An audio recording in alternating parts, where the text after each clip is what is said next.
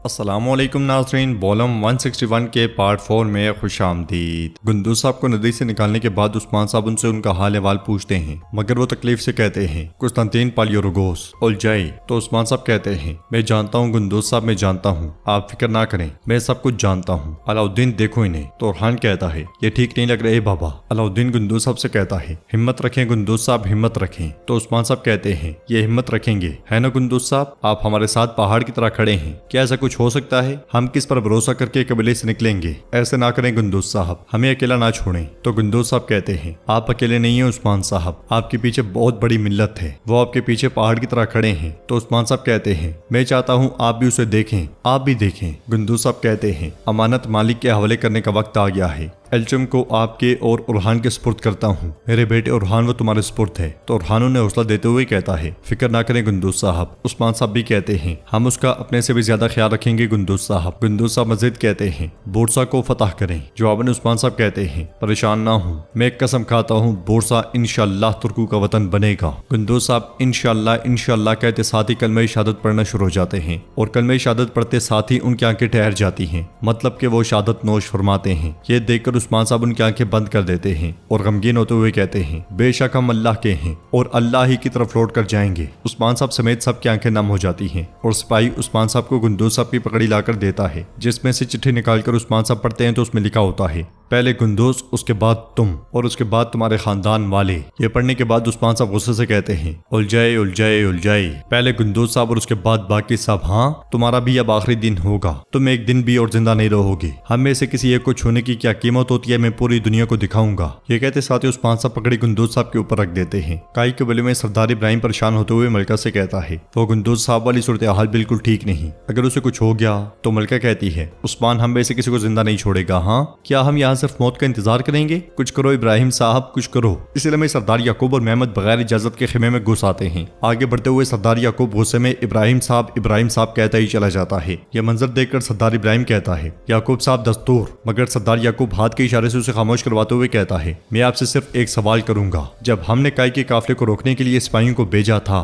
क्या आप जानते थे कि गोंजा वहां मौजूद थी? हाँ या ना? यह सुनकर मलका बहुत परेशान हो जाती है और सरदार इब्राहिम आगे बढ़ते हुए कहता है, आपका क्या मतलब है याकूब साहब? तो सरदार याकूब कहता है, गोंजा वहां मौजूद है ये जानते हुए भी सिपाहियों को भेजा गया, ये कह रहा हूँ। सरदार इब्राहिम कहता है, मुझे ये नहीं मालूम था। फिर वो मलका से पूछता है, क्या तुम जानती थी? तो मलका झूठ बोलते हुए कहती है, नहीं। सरदार याकूब कहता है, मुझे तुम मेरी औलाद का कातिल बनाने वाले थे। मलका कहती है, मैं भी नहीं जानती थी, लेकिन क्या आपने अपनी बेटी को रद्द नहीं कर दिया था? तो इससे कोई फर्क नहीं पड़ता कि गोंजा उसका अरमान में थी या नहीं। यह सुनकर मेहमद गुस्से से कहता है, तुम जानती थी मलका खातून, तुमने जानबूझकर मेरी बहन को मौत के लिए भेजा। मलका फिर से झूठ बोलते हुए कहती है, मैंने कहा मुझे नहीं मालूम, क्या तुम सुनते नहीं हो? मैं नहीं जानती थी, लेकिन क्या तुम उस लड़की को मारने वाले नहीं थे जिसने तुम्हारी बेइज्जती की? क्या वो अब कीमती बन गई है? सरदार याकूब कहता है, वो मेरी बेटी है, उसकी जिंदगी मेरी जिंदगी है, मैं एक बाप हूँ, एक बाप, उसके गुनाह की सजा भी मैं दूंगा। सरदार इब्राहिम चिल्लाते हुए कहता है, याकूब भी अपनी आवाज पर और अपने आप पर काबू रखें। यह सुनकर सरदार याकूब कहता है, मैं आपको समझ गया हूँ इब्राहिम साहब, अब से यहाँ हमारे रास्ते अलग होते हैं। ये कहते साथ ही सरदार याकूब मेहमद के साथ खेमे से निकल जाता है। बाहर उस्मान साहब सिपाहियों के साथ गुंदूस साहब की मैयत को लेकर कबीले में दाखिल होते हैं। उस्मान साहब के हाथ में गुंदूस साहब की पगड़ी और तलवार होती है और सबके चेहरे मुरझाए होते हैं। ये देखकर कबीले में मौजूद तमाम लोग जमा होना शुरू हो जाते हैं और मुकम्मल सन्नाटा छा जाता है। बाला हतून की नजर जैसे ही मैयत पर पड़ती है तो वो अफसोस से अपनी आंखें बंद कर लेती है, मगर एल्चम भी यकीनी की कैफियत में मुसलसल मैयत को देखती रह जाती है और बोझल कदमों के साथ आगे बढ़ती है। वो ओरहान की जानिब देखती है तो ओरहान अपनी नजरें झुका लेता है। वो बैठती है, कफन उठाती है और सरदार गुंदूस की मैयत देखते साथ ही ज़ारो कितार रोने लग जाती है। वो चिल्लाते हुए बाबा बाबा पुकारती रह जाती है, मैयत के साथ लिपट कर रोती है। बाला हतून उस्मान साहब से पूछती हैं, उस्मान साहब ये किसने किया? जवाब में उस्मान साहब कहते हैं, कुस्तांतीन पालियोरोगोस ने। वो उलझाई के साथ मिलकर पेशकदमी कर रहा है, हम जब उसका सर कलम करेंगे तो उसका चेहरा भी देख लेंगे। एल्चम को गम से निढाल देखकर ओरहान उसके पास बैठ जाता है और उसे हौसला देते हुए कहता है, एल्चम हम इसका हिसाब लेंगे,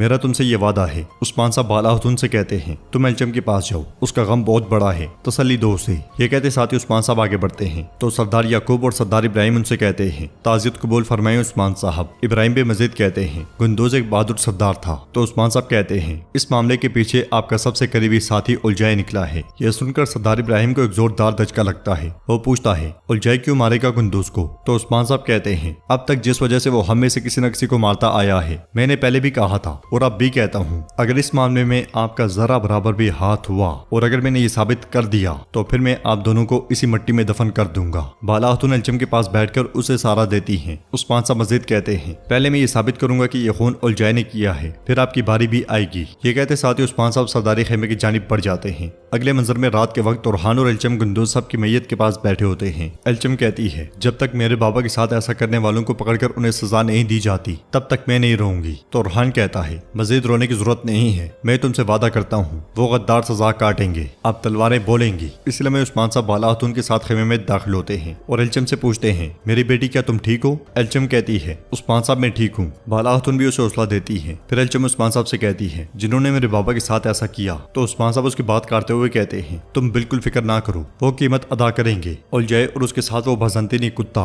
मैं उन सब से निपट लूंगा। गुंदोज साहब का खून खुश्क होने से पहले वो उलझाई कुत्ता कब्र में होगा, हम अपना फरीजा पूरा करेंगे। तो अलचम कहती है, मुझे इजाजत दें, मैं भी आना चाहती हूँ। जवाब में उस्मान साहब कहते हैं, नहीं, तुम अपना आखिरी फरीजा पूरा करोगी बेटी, बिल्कुल परेशान ना हो, बाकी हम पर मुनसर है। और हान भी अलचम से कहता है, हम गुंदोज साहब का बदला लेंगे। उधर खेमे में मेहमद सरदार याकूब से कहता है, उस्मान ने लोगों के सामने बनी जानदार और गर्मियान को रुस्वा कर दिया। ये काफी नहीं था कि उसने हमें कबीले में कैद करके रख दिया। सरदार याकूब कहता है, उस्मान अपने दुश्मनों को अपनी नजरों के सामने रखता है। मेहमद पूछता है, वो हमें यहाँ कैद करके मजीद क्या करेगा बाबा? उसने अपनी गलतियों का इल्जाम भी हम पर डाल दिया, हम इस आफत से कैसे जान छुड़ाएंगे? जवाबन सरदार याकूब कहता है, जब उस्मान ने हमें हिरासत में लेने का इरादा जाहिर किया तो हम भी जरूर हमला करेंगे मेहमद, लेकिन इब्राहिम साहब के साथ इत्तेहाद ने हमें नुकसान पहुंचाया है, सिर्फ और सिर्फ नुकसान। उनके अंदर लालच ने उस्मान को फायदा पहुंचाया, आपको इत्तेहाद नहीं, हम हाकिमियत दोबारा से हासिल करेंगे। इसलिए में क्योमास खेमे में दाखिल होता है और कहता है, हुजूर का इस पे खेमे में दाखिल होना चाहते हैं। यह सुनकर मेहमद कहता है, बाबा उस्मान आराम से नहीं बैठेगा, मैं कैसे आराम से बैठ जाऊं? सरदार याकूब क्योमास से कहता है, आने दो उन्हें, देखते हैं उनके साथ क्या मसला है। अगले लम्हे जेरकुतई सिपाहियों के साथ खेमे में दाखिल होता है और सरदार याकूब उससे पूछता है, हम पर छापा क्यों मार रही हो, वो भी इस वक्त? क्या मतलब है इसका जेरकुतई? जवाबन जेरकुतई कहता है, हम उस्मान साहब के हुक्म से मेहमद साहब को यरगमाल बनाएंगे। यह सुनकर मेहमद को बहुत गुस्सा आता है और सरदार याकूब भी गुस्से में आगे बढ़ते हुए कहता है, क्या उस्मान अपना दिमाग खो चुका है? उसकी जुर्रत कैसे हुई? मेहमद कहता है, सबर की भी एक इंतहा होती है। जवाबन जेरकुतई कहता है, उस्मान साहब का फैसला हतमी है ताकि दोनों सदरान के दरमियान जंग ना छिड़ जाए, इसलिए हम कुछ मुद्दत तक मेहमद साहब को यरगमाल बना के रखेंगे। मेहमद आगे बढ़ते हुए कहता है, बाबा मुझे इस कुत्ते का सर काटने की इजाजत दें। मगर सरदार याकूब उसे रोकते हुए कहता है, जेरकुतई जब उस्मान ने तुमसे मुंह मोड़ लिया था तो तुम्हारी हिफाजत करने वाला मैं था। मैंने तुम्हारे बेटे, तुम्हारे घराने और तुम्हें अपना सर ढांपने की खातिर खेमा दिया। मेहमद के साथ इतने अरसे तक खाना बांटते रहे, लेकिन अब तुम इसे हिरासत में लेने जा रहे हो। हाँ, तो जेरकुतई कहता है, मैं इसे हिरासत में लूंगा। उस्मान साहब ने कभी मुझसे मुंह नहीं मोड़ा,